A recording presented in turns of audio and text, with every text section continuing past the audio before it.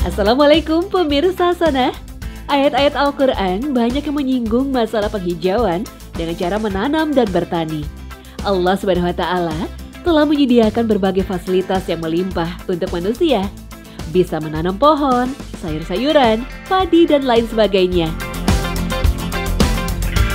Firman Allah dalam Al-Quran Surah Al-Hajj ayat 5 menyatakan, "Dan kamu lihat bumi ini kering, kemudian apabila kami turunkan air di atasnya, hiduplah bumi itu dan suburlah dan menumbuhkan berbagai macam tumbuh-tumbuhan yang indah." Allah juga membekali akal dan pikiran pada manusia agar kita bisa berpikir dan bertindak untuk menghijaukan bumi. Ini dia salah satu alatnya dengan metode mekanika pertanian. Alat ini adalah mesin tanam otomatis yang membuat pekerjaan petani menjadi lebih praktis. Hasilnya pun bisa lebih melimpah daripada memakai cara tanam biasa. Bibit padi yang dipakai juga tidak biasa, jauh lebih unggul dibandingkan bibit yang dipakai untuk tanam secara konvensional. Nah, ini dia media tanam yang dipakai untuk menanam bibit padi unggulan.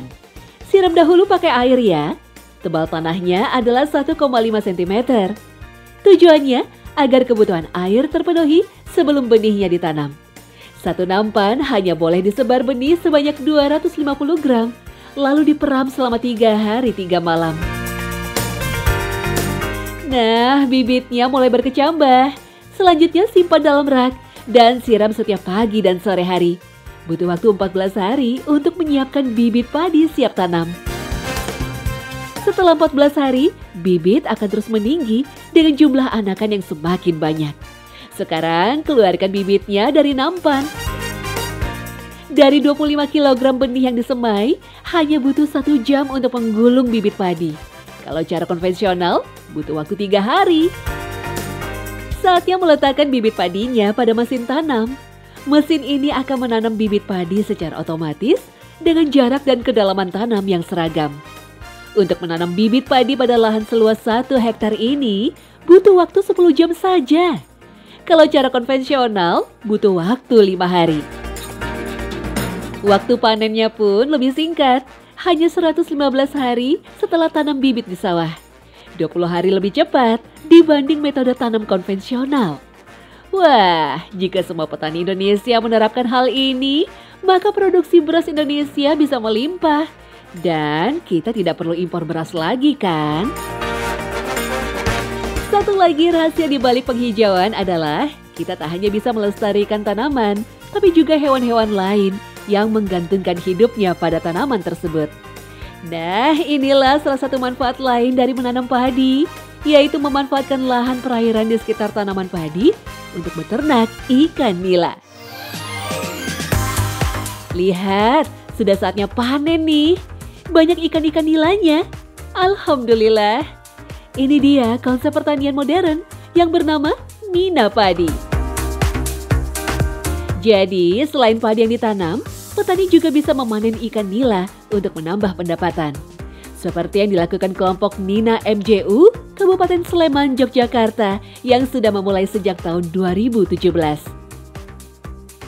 Lebih dari 50 kuintal ikan dan 90 kuintal padi bisa dihasilkan dari 1 kali panen.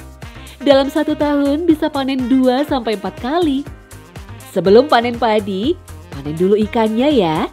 Setelahnya, sawah bisa dikeringkan dan baru bisa memanen padinya. Pembagian lahannya 80% pertanian dan 20% untuk kolam budidaya ikan. Proses tanam harus kompak dengan jadwal tebar benih ikannya.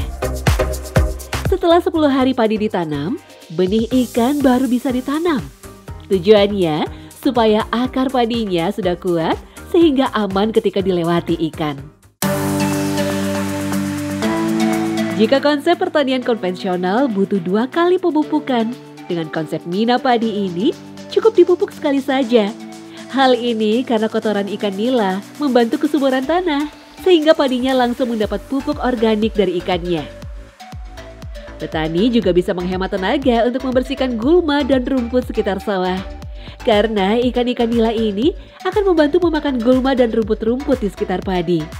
Masya Allah, sebuah kerjasama yang baik bukan? Karena sudah makan rumput dan gulma padi, pakan ikan nila juga berkurang. Cukup dimakan 1 kali sehari. Nah, ini bisa menjadi solusi pangan masyarakat Indonesia ke depannya. Tak hanya menghijaukan bumi, tetapi memberi kelangsungan hidup bagi makhluk Allah lainnya.